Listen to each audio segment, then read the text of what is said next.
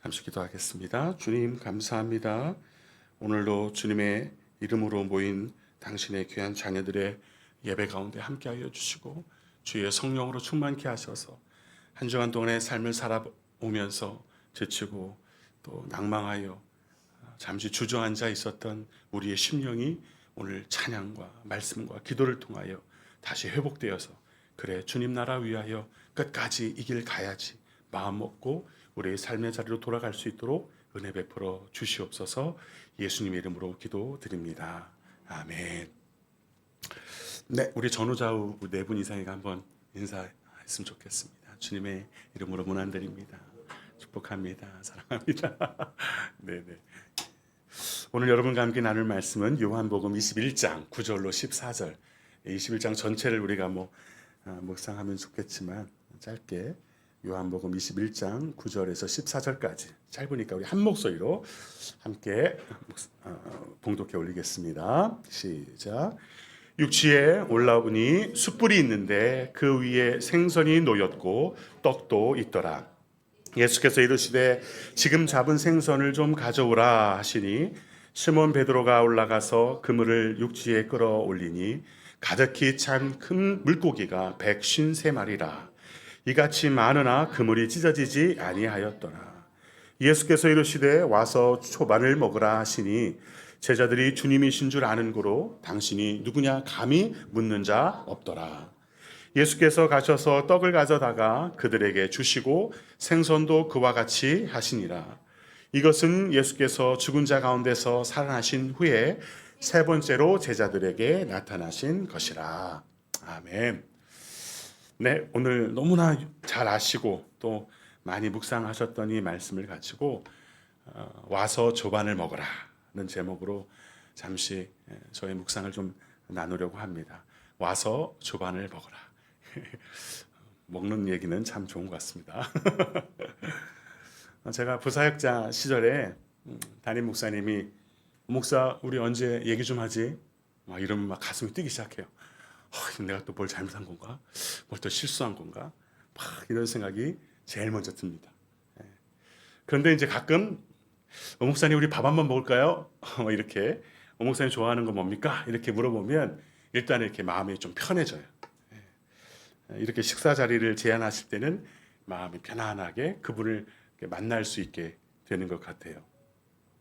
오늘 본문의 출발이 만약에 베드로가도 잠깐 나 좀 보자 아마 이렇게 예수님께서 하셨으면 아마 될 일도 안 되고 하고 싶은 얘기도 아마 못하지 않았을까. 막 심장이 막 벌렁벌렁거리고 왜냐하면 베드로 같은 경우는 찔리는 게 있잖아요. 찔리는 게 있고 사실은 다 도망갔으니까 이런 마음들이 아마 들었을 텐데 우리 주님께서는 마치 우리의 그런 심정을 이해하기라도 하듯이 와서 조반을 먹자 이렇게 먹는 자리로 우리를 초대해 주셨다는 것이 참 은혜롭다 하는 생각을 해봅니다. 본문은 예수님께서 부활하신 후에 세 번째 제자들에게 나타나신 것이라고 이렇게 말씀하고 계세요. 그리고 여기에 모여서 335 모여 앉아서 주님의 죽으심 이후에 그냥 갈 길을 잃어버리고 그냥 모여서 뭔가 그냥 그 낙심하고 그냥 무기력하게 모여 앉아 있는 제자들의 이름도 다 기록해 놓으셨어요. 고발할 목적은 아니었는지는 몰라도 이 실패 또 이 낙담의 자리 남자들 서너 명이 쭈그리고 앉아서 참 보기 안 좋잖아요, 그죠? 그런 모습이 딱 그림이 그려지더라고요. 쭈그리고 앉아서 이거 어떻게 해야 되나 뭐 해야 되나 그런 모습처럼 보여요. 이 제자들 모두 예수님이 살아 계실 때는 굉장히 생기 넘치는 인생이었거든요. 뭔가 막 사회 변혁을 종교적인 변혁을 막 이렇게 할 수 있을 것만 같았던 그런 걸쭉한 인사들이었는데 지금 그런 모습은 온데 같은 데 없고 쭈그리고 앉아서 그냥 무기력하게 있는 모습을 보게 됩니다. 오늘 본문은 아니었지만 요한복음 21장 2절 말씀에 보면 그들의 이름을 기록해 놓고 있어요. 시몬, 베드로, 도마, 나다나엘, 그리고 세베대의 아들들, 그리고 굳이 이름을 기록해 놓지 않은 두 사람. 그 두 사람 중에 제가 끼지 않았나 이런 생각도 해보면서 묵상을 해봐요. 로마의 혹독한 압제 가운데 시달리고 있었던 유대 사회였잖아요. 과도하게 세금을 징수하고 종교적으로 막 탄압하면서 불만이 곳곳에서 터져나오는 시기였습니다. 이런 상황 속에서 유대 사회 내부적으로도 뭐 사두개파, 뭐 바리새파, 뭐 열심당, 뭐 에세네파 등 다양한 종파들이 막 대립하면서 복잡한 긴장 상태를 가지고 있던 그 시기였기 때문에 이때 나타났던 예수님, 그리고 예수님의 가르침을 따라 모였던 소수였지만 그 예수님의 제자들이 어쩌면 유대 사회의 신선한 대안이 되었을 것입니다. 그 작은 공동체가 아주 대립적이고 복잡하고 혼란한 시대 그 유대 사회의 희망과 같은 존재였을 것 같아요. 그렇게 자신들을 기대하고 그렇게 자신들을 바라봤던 그런 모습들이 있었기 때문에 예수님을 따라다니고 하나님의 나라를 배워가면서 예수님의 제자가 된 그들도 스스로 야, 이거 대단하다. 뭔가 정말 하나님 뜻이 있는 것 같아. 이런 마음으로 스스로를 대견하게 여기지 않았겠습니까? 기대와 소망을 품고 아마 예수님을 따라다녔을 거예요. 뿐만 아니라 예수님 공생의 기간 동안에 그들은 예수님 가장 가까이서 정말 엄청난 일들을 경험했잖아요. 뭐 듣지도 보지도 못했던 하나님 나라의 막 비밀을 비유로 막 말씀해 주시고 사람들은 못 알아듣는데 그 비유를 막 풀어서 설명해 주시고 막 이러면서 제자들은 가장 측근에서 그 하나님 나라의 신비로운 말씀을 듣기도 했습니다. 뿐만 아닙니다. 막 죽은 자가 살아나고요. 오병이어로 막 5천 명 이상이 먹고 12황제리가 남고요. 막 이런 예수님의 신비한 능력을 보면서 그들은 정말 기가 막힌 기대와 정말 희망을 갖게 되었을 것 같아요. 그 당시 그 낙심의 시대에 소망이라는 언어를 매만지고 있었을지도 모릅니다. 두려움의 시대에 와 뭔가 하나님께서 뭔가 이 두려움의 시대에 나를 좀 어루만져 주시고 나를 안도하게 하실 그 무엇을 이 땅에 보내주신 것 같아 하면서 안도의 한숨을 쉬었을지도 모릅니다. 꿈꿀 수 없는 시대에 새로운 희망과 꿈을 꿀 수 있었던 그들이었어요.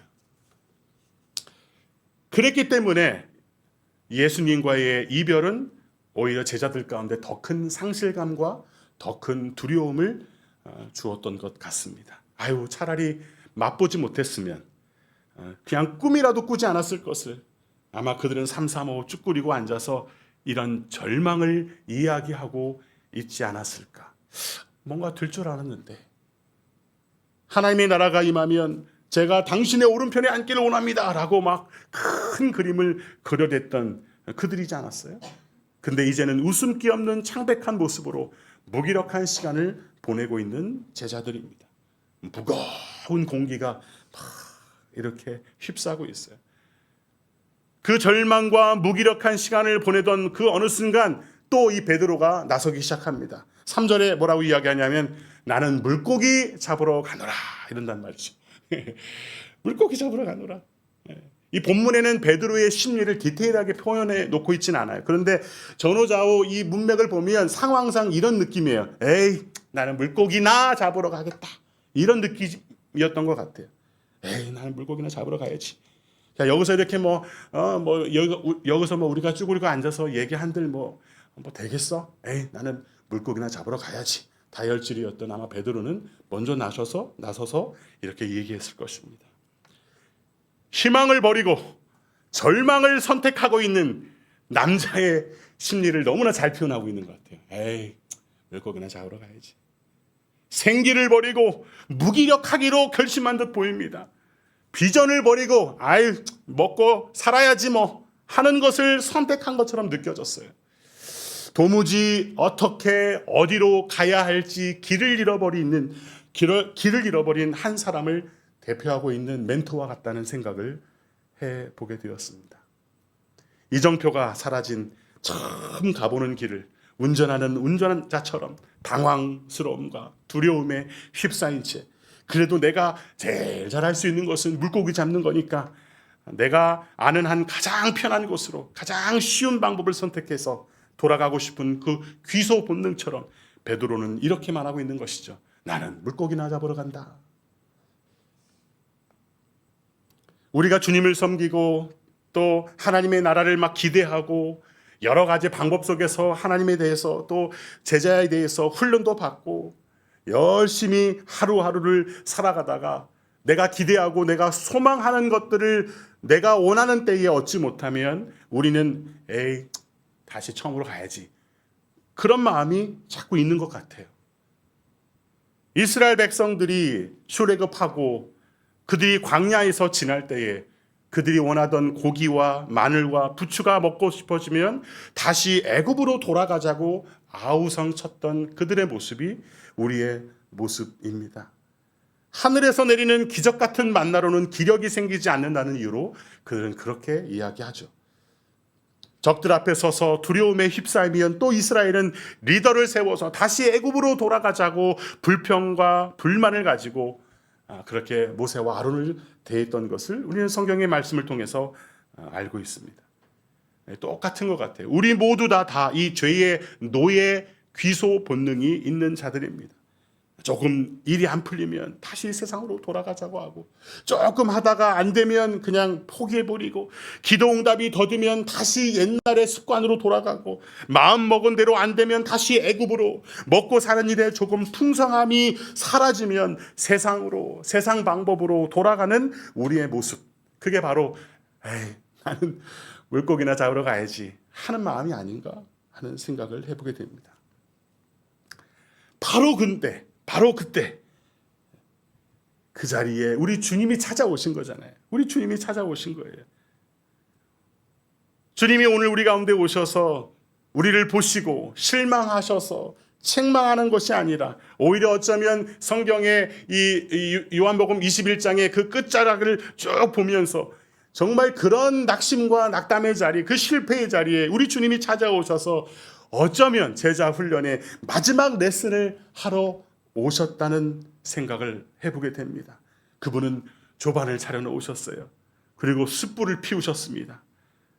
그리고 와서 밥 먹자 부르시는 예수님. 저는 이 대목이 참 좋더라고요. 와서 조반을 먹어라. 이 대목이 너무너무나 제 마음 가운데 이렇게 터치가 있었습니다. 뭔가 어떤 그 역사가 벌어지는 그 순간이 항상 이 식탁의 자리로부터 시작되는 것을 성경의 곳곳에서 이렇게 찾아볼 수가 있습니다. 비록 아버지 이삭을 속이는 과정 속에서 벌어진 일이긴 하지만 창세기 27장 25절 말씀에 보면 이런 말씀이 있어요. 이삭이 이르되 내게로 가져오라. 내 아들이 사냥한 고기를 먹고 내 마음껏 너에게 축복하리라. 야곱이 그에게로 가져가서 그에게 먹고 또 포도주를 가져가서 그가 마시고 이렇게 표현하고 있습니다. 이 식사 자리 이후에 야곱은 축복을 쫓는 인생의 심볼이 되어서 수많은 믿는 자들에게 수많은 교훈을 남기는 인생으로 살게 되잖아요. 그는 비록 힘들었을지는 몰라도 우리한테는 큰 교훈을 남깁니다. 예수님께서 제정하신 주의 만찬도 어떤 의미에서는 식탁의 자리였죠. 먹는 자리였어요. 그리고 세리 삭개오를 부르셨던 자리도 또 식탁의 자리였습니다. 우스갯소리지만 제가 신민수 목사님을 알게 된 자리도 수지 어느 갈비탕집이었어요. 그때 처음으로 목사님 만나서 함께 사역하자고. 이런 이야기들을 볼 때 이 식탁의 교제가 굉장히 또 중요하구나 하는 생각도 해봅니다. 오늘 우리는 예배 후에 식탁의 교제를 이제 가지게 될 거예요. 아무도 가시면 안 됩니다. 어떤 일이 벌어질지 모르기 때문에.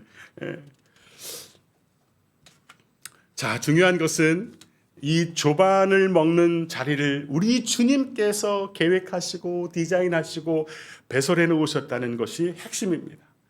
실패하고 낙심하고 두려움에 휩싸여 길을 잃어버렸을 때 내가 다시 제자리로 돌아올 수 있는 유일한 길은 내 손에 있지 않다는 것을 우리 가운데 분명하게 교훈하고 계시는 말씀이에요.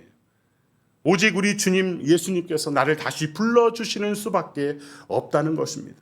와서 밥 먹자라고 부르시는 그 순간에 우리가 순종하는 방법 말고는 내가 다시 사명의 자리로 회복될 수 있는 길은 없다는 것이 오늘 성경이 주는, 오늘 본문이 주는 희망의 메시지입니다.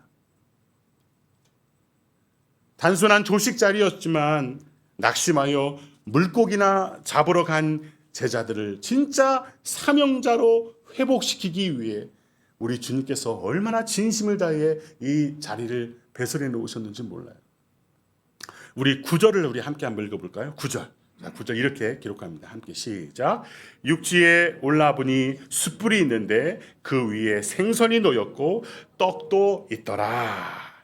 우리 주님도 먹는데 좀 진심이지 않았나 하는 생각을 해봅니다. 이 뭐든 이 숯불구이가 맛있잖아요. 네.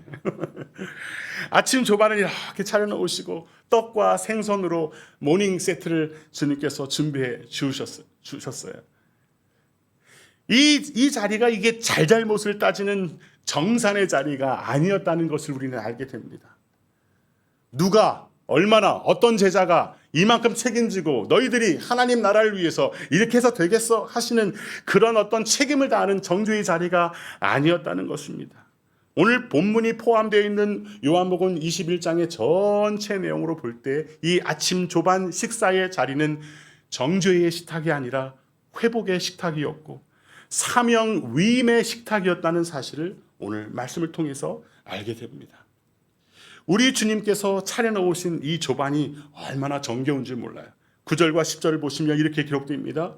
육지에 올라와 보니 숯불이 있는데 그 위에 생선이 놓였고 떡도 있고 그런데 또 예수님께서 이르시되 지금 갓 잡은 그 생선도 좀 가져와라. 그 신선한 생선.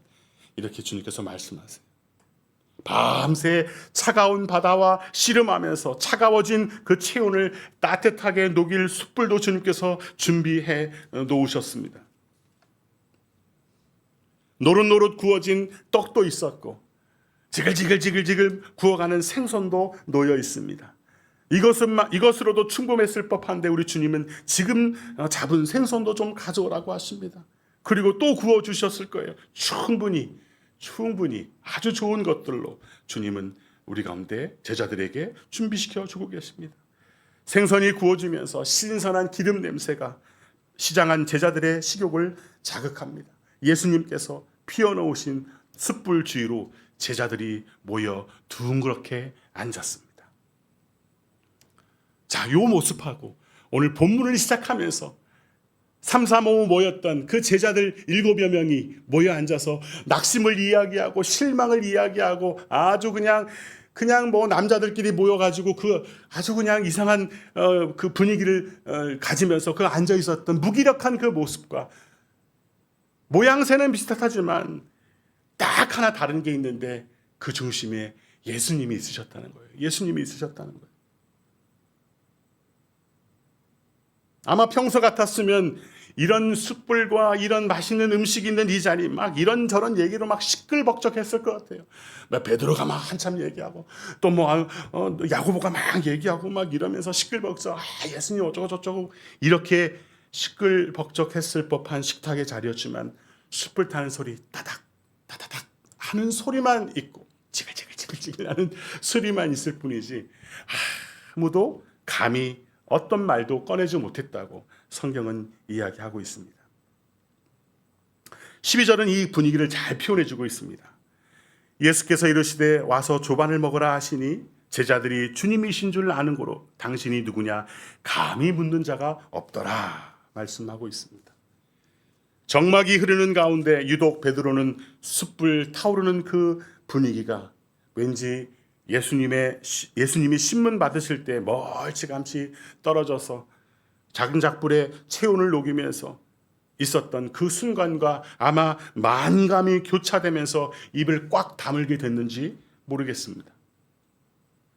어떤 제자는 숯불 위에서 맛있게 익어가고 있는 이 떡과 생선을 보면서 5,000명을 먹이고도 12광주리가 남았던 그 물고기와 떡, 오병이어를 떠올리면서 이 떡과 물고기를 떠올리면서 입을 또 다물게 됐는지도 모르겠습니다.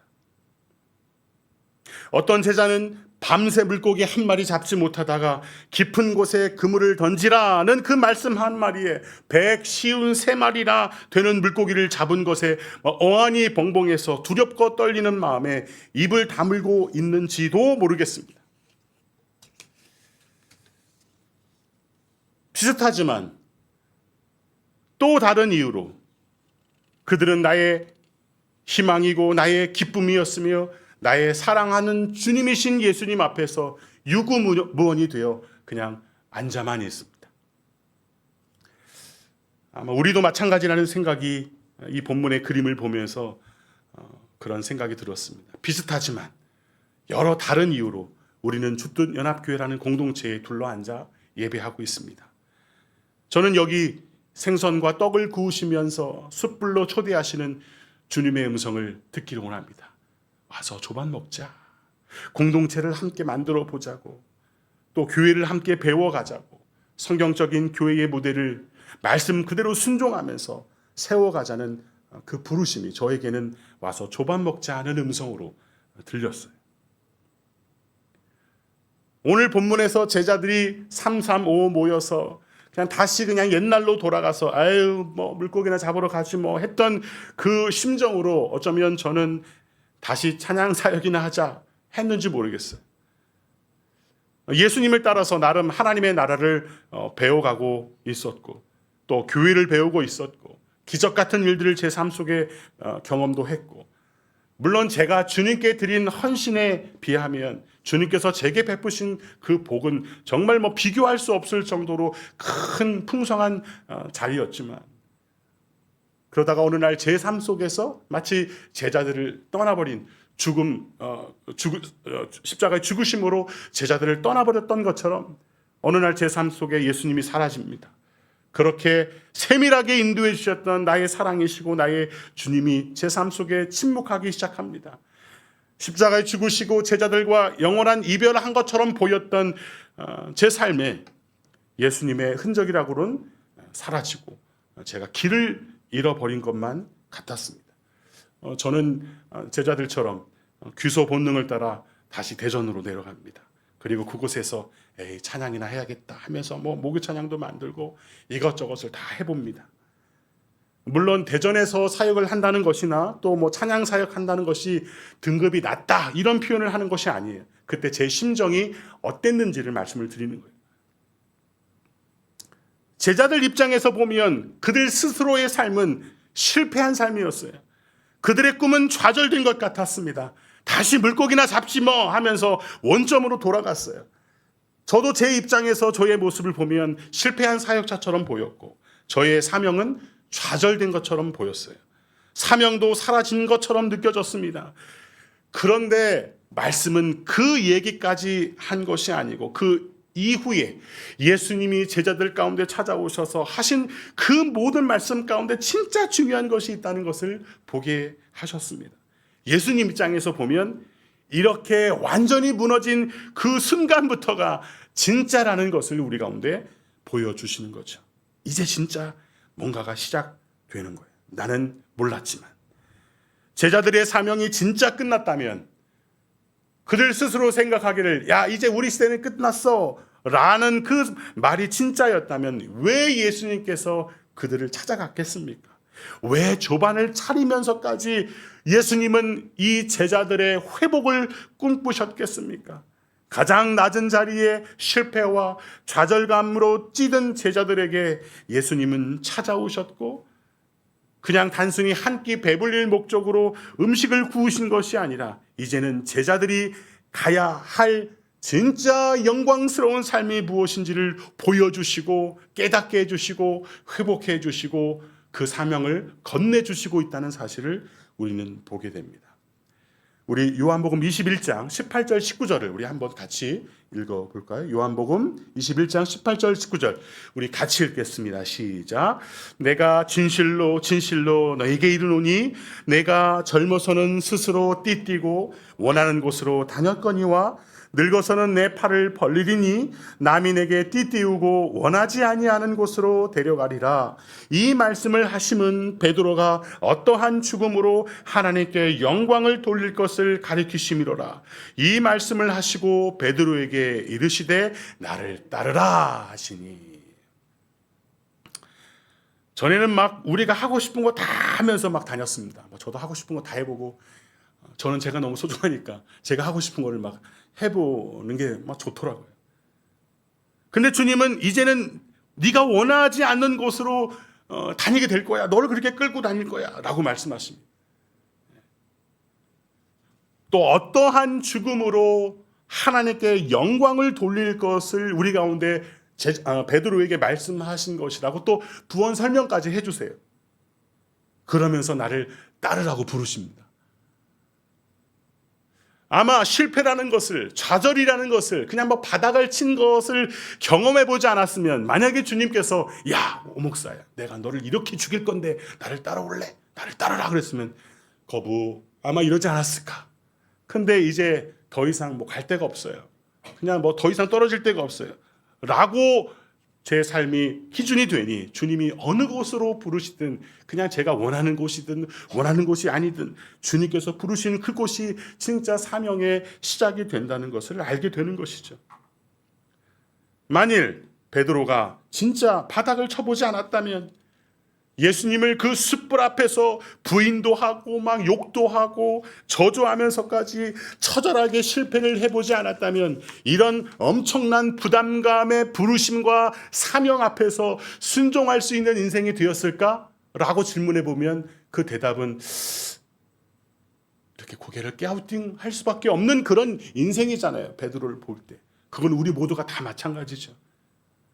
어떤 죽음으로 주님께 영광을 돌릴지, 우리 이 시간 이후에 우리의 삶이 어떠한 인생으로 우리를 이끌어 가실지 그것을 보여주시면서 너는 이런 인생을 살 텐데 나를 따라올 수 있겠니? 라고 부르신다면 누가 그 부르심 앞에 너무 기쁘게 그렇게 순종할 수 있겠습니까? 베드로, 그리고 제자들에게 이제 진짜 사명이 주어지고 있습니다. 제자들이 꿈꿨던 하나님 나라가 있잖아요. 그죠? 그 막 잘 나가던 시절에 그들이 꿈꿨던 그 종교적인 어떤 그런 변혁이 있었을 거라고요. 그 잘 나가던 시절에 사람들이 자기들 희망의 대안으로 생각할 때 그들이 꿈꾸던 하나님의 나라가 분명히 있었을 거라고요. 그런데 이제는 내가 꿈꾸는 하나님의 나라가 아니라, 내가 바라던 하나님의 그 사역이 아니라, 내가 원하는 사명이 아니라 하나님이 원하시고 하나님이 꿈꾸시고 하나님이 그림 그리시는 사명이 있다는 것을 보여주시잖아요. 하나님께서 영광 받으시기 위해 나는 죽어야 하는 것이 진짜 하나님의 사명이라고 말씀하시니까 이거는 쉬운 사명은 아니죠. 내가 죽어야, 내 욕심이 죽고 내 자아가 죽고 내가 무너져야 주님의 일이 시작되는 그 그림을 베드로에게 보여주고 계시는 것입니다. 한국 교회가 실패하고 명성을 잃어버렸다고 해서 앞으로 소망 끝이라면 왜 우리 교회처럼 다시 숯불 앞에 모여 주님이 구워주시는 생선과 떡을 구하는 자들을 모이게 했을까요? 저는 다시 일어서라고 부르실 것을 믿어 의심치 않습니다. 진짜 교회가 무엇인지, 또 진짜 사명이 무엇인지를 우리를 통해서 알려주실 거라고 믿습니다. 그것을 알게 될 때 지금까지 알고 따르던 것이 진짜가 아니라는 것을 우리는 보고 깨닫게 될 것입니다. 오늘 본문처럼 내가 영광받고 내가 높임받는 교회가 아니라 오직 하나님만 영광받기 위해서 우리의 자아가 죽고 우리의 욕심이 두 팔 벌려 십자가에 매달려야 한다는 것을 알려주고 계시는 이 진짜 부르심과 사명 앞에 하나님께서 그 사명을 받은 자들을 회복시키시고 세워주시고 나를 따르라고 부르시고 계신 것입니다. 끝이 아니죠. 한국 교회가 힘들고 무너졌다고 하나님 나라가 끝난 것이 아님을 우리는 믿습니다. 제자들이 실패했다고 제자도 자체가 끝난 것이 아닌 것처럼 많은 사명자들이 그들의 사역을 버리고 삶의 현실로 돌아가 물고기나 잡으러 간 것이 돌이킬 수 없는 완전한 실패가 아니라 하나님께서 그들을 낮추시고 겸손케 하셔서 진짜 사명을 주시기 위해서 그들에게 실패의 시간을 허용하셨다는 것을 우리는 오늘 말씀을 통해서 보게 되는 것입니다. 그렇게 낙심 가운데 있고 무너지고 실패했었던 하나님의 사람들 가운데 찾아오셔서 다시 회복시키시고 진짜 사명을 주시는 그 순간이 오늘 우리 가운데 찾아온 것이죠. 그래서 어쩌면 아픈 일이지만 저와 여러분의 실패가 어설픈 실패가 아니라 완벽한 실패를 맛봐야 진짜 사명을 보는 게 아닌가 하는 생각이 들 정도로 하나님의 일은 그렇게 굉장히 진지했다는 것을 우리는 알게 되는 것이죠. 오늘 3절이 오늘 그 말씀을 우리 가운데 또 얘기해 주는 것 같아요. 3절에 보시면 시몬 베드로가 아유 나는 물고기나 잡으러 가야지 하니 그들이 아유 그럼 우리도 함께 가자 하고 같이 배에 올랐어요. 그런데 그날 밤에 아무것도 잡지 못했어요. 아무것도 잡지 못했어요. 난 물고기나 잡으러 간다 했지만 물고기를 잡는 일도 베드로 마음대로 안 됐어요. 그날 밤에 아무것도 잡지 못했습니다. 다시 대전으로 내려가야겠다. 그리고 이제 9년을 향해 가고 있고 작곡도 열심히 하고 음원도 내고 찬양 사역도 시작했지만 지금 아무것도 잡지 못한 인생일 수도 있다는 생각을 말씀을 준비하면서 해보게 됩니다. 근데 바닥을 칠 때 아주 찰지게 바닥을 쳐야 우리 주님께서 진짜 사명을 맡기시는 진짜 시대를 살게 하신다는 것을 깨닫게 하셨습니다. 그러므로 우리가 실패했다고 끝은 아닙니다. 우리 주님은 새로운 그림을 그리고 계시고 하나님만 영광 받으시기 위해 나의 죽음도 유익함이라고 고백할 수 있는 자들을 부르시는 것 같아요. 두려운 일이지만 그 고백이 진짜니까. 주님 나의 실패도 내게 유익합니다. 나의 이 고통도 내게 유익합니다. 나의 죽음도 유익함이라 고백했던 그 사도 바울의 고백처럼 하나님은 그런 사람을 찾고 계시고 쓰신다는 사실이 그게 성경의 원리처럼 우리 가운데 기록되어 있는 것 같아요. 사랑하는 여러분, 혹시 실패자처럼 느끼고 계십니까? 에이 물고기는 잡으러 가야지. 에이 나 같은 게 뭘 할 수 있겠어. 깊은 낙심 가운데 먹고 마시는 문제로 하루를 버겁게 살아가는 사람들도 있어요. 또 제 주변에 목회자 우리 후배 친구들 중에서도 얼마 전에 또 교회를 정리하고 그냥 이름뿐이 교회 이름만 있어요. 그래서 가정에서 모이지만 가정에서 자기 자식들도 안 모인대. 너무 힘드니까. 그렇게 실패자처럼 느껴지는 그들의 인생이 정말 끝난 것일까? 그러나 주님은 여기가 끝이 아니라고 오늘 본문을 통해서 말씀하고 계십니다. 와서 조밥 먹자. 부르실 때까지 그 처절한 실패 가운데서라도 주님의 음성을 기다릴 수 있는 우리가 되어야겠습니다. 주님께서 우리를 찾아오셔서 우리를 부르시고 오늘 우리 가운데 떡과 물고기를 구워주실 때까지 예민하고 세밀하게 민감하게 주님의 말씀과 음성을 귀 기울여 들으면서 그래도 모여 있어야 돼요. 제자들이 모여 있었잖아요. 어쨌든 그래도 모여 있어야 돼요.